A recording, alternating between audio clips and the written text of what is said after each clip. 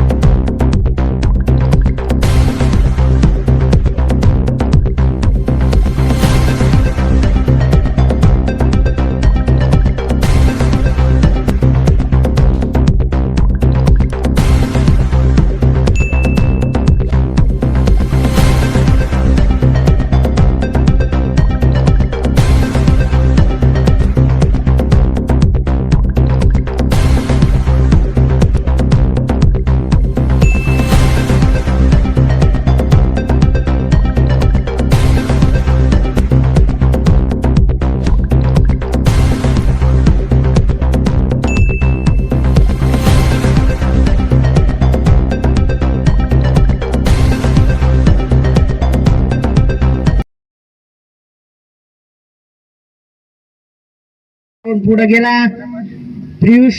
O nice wicket, Priyanshu is first wicket. Ganesh सोनवणेने bat फिरवली पण त्यांचा शॉट काही परफेक्ट लागला नाही। प्रियांशुला फर्स्ट विकेट प्राप्त झाली। 9 रन 1 विकेट।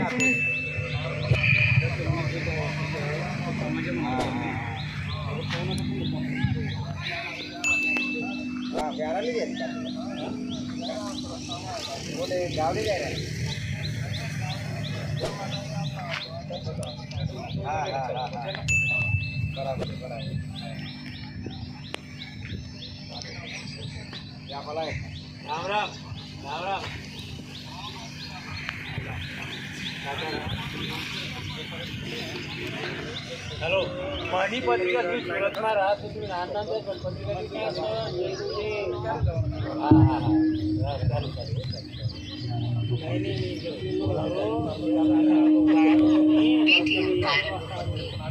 मग तुम्ही बोलावता तुम्ही ना मला पूर्ण काढून नाही लगेच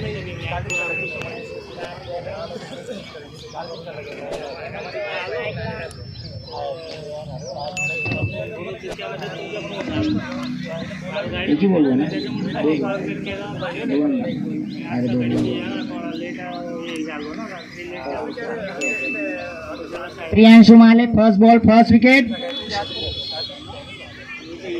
वाइड बॉल।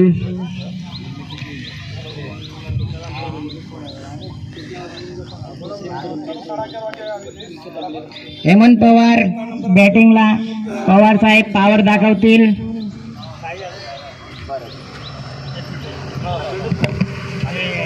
या ठिकाणी समाजाचे महिला मंडळ सुद्धा आलेलं आहे। तरी माझ्या सर्व माता भगिनींचे या ठिकाणी राष्ट्रीय नागरिक जनसेवा संघटना द्वारा आयोजित क्रिकेट टूर्नामेंटનું ભવ્ય દિવ્ય સુશોભિત અને ઐતિહાસિક જ્યારે આયોજન કરવામાં આવ્યું છે ત્યારે સમસ્ત સુરત શહેરની અહીંયા 20 ટીમોનો અહીંયા સમાવેશ કરવામાં આવ્યો છે। ત્યારે એક ટીમમાં 16 ખેલાડી છે। એ 20 ટીમમાં ટોટલ 320 ખેલાડીનું અહીંયા જબરદસ્ત ભવ્ય દિવ્ય સુંદર આયોજન કરેલું છે। ત્યારે સમસ્ત સુરત શહેરના યુવાઓ ખૂબ ઉત્સાહી છે, ખૂબ જબરદસ્ત આનંદિત છે। ત્યારે આ ક્રિકેટ ટુર્નામેન્ટ સમાજમાંથી આજ દિવસ સુધી કોઈએ જે કરેલી નહીં હતી તે આયોજન અત્યારે આ ડિંડોલીના A1 ક્રિકેટ ટુર્નામેન્ટના ગ્રાઉન્ડ પર જે આયોજન કરવામાં આવ્યું છે ત્યારે યુવકોનું જે પણ યુવા છે એમનું જ્યારે મેં મંતવ્ય લીધું ત્યારે એમના તરફથી જે મને જે મંતવ્ય મળ્યું છે ત્યારે કહેવાતા આનંદ થાય છે કે દર વર્ષે જો આવું જ ક્રિકેટ ટુર્નામેન્ટનું આયોજન થશે તો અમારું આખા સંપૂર્ણ આયુષ્યના 10 થી 12 વર્ષ વધી જશે એવું યુવકોનું મંતવ્ય છે।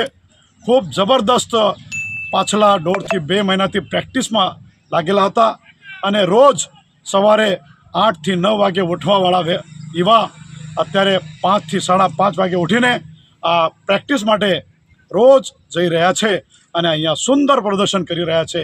ત્યારે હું આ યુવાઓને ખૂબ ખૂબ અભિનંદન અને શુભેચ્છાઓ પાઠવું છું અને બધા જ ટીમોને કે વિન થશે એવી પણ મેં શુભકામના આપું છું અને ખૂબ સુંદર આયોજન કરેલું છે।